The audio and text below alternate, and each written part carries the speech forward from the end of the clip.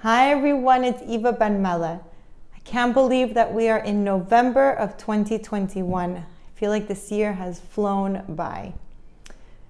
In honor of Thanksgiving, I want to talk about gratitude. And gratitude is specifically for the perfectionist. A few years ago, I sought the guidance of someone who's now a dear friend of mine. And out of the many things that she said, she mentioned that I was ungrateful. And that took me by surprise because please and thank you are big words in my everyday vocabulary.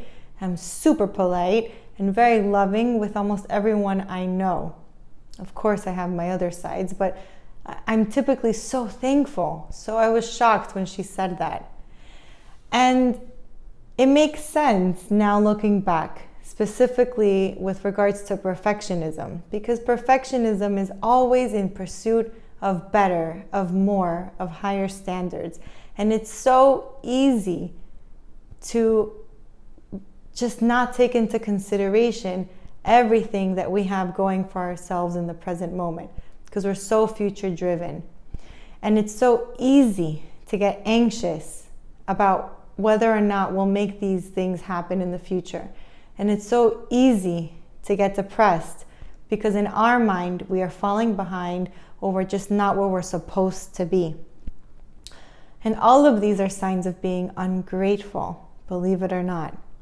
Now, this is by no means saying like there's these memes or meme, whatever they're called, going around that say, oh, when you're feeling sad, just think about the fact that you have a roof over your head and that you're healthy and that you have clothes and food and all those basic needs. And of course, the basic needs are definitely something to be grateful for.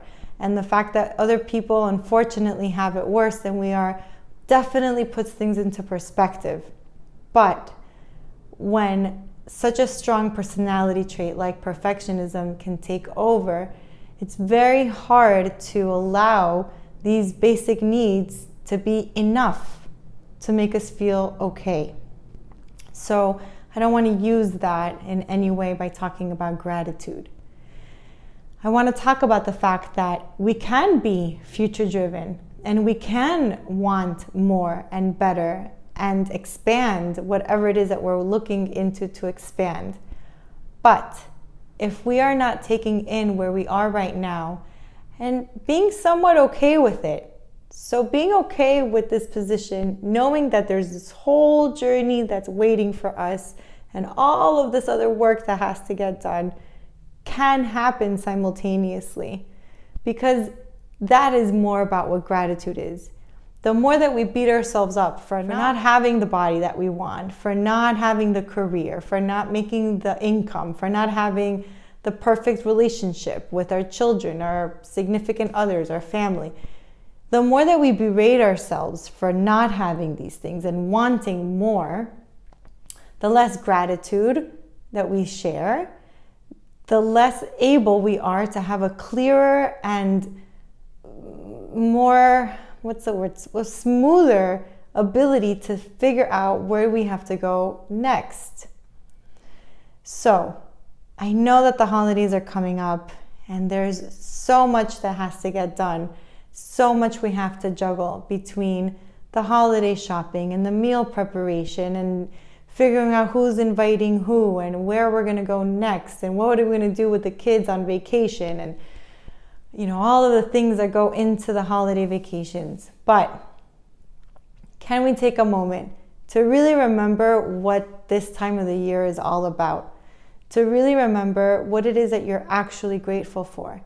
Because even the moments that cause us the most suffering, we should be grateful for. Because even those moments of suffering, we should be grateful for the lessons that we learn from them. So that either we continue to make the same mistakes or repeating the patterns, or we become aware and try to shift our direction into other ways of handling and living our life. Because I understand that perfectionists, it's not that we don't care and it's not that we're not thankful, but a lot of times we let where we want to go and how we want to be and who we want to be with get in the way of what's happening in the present moment.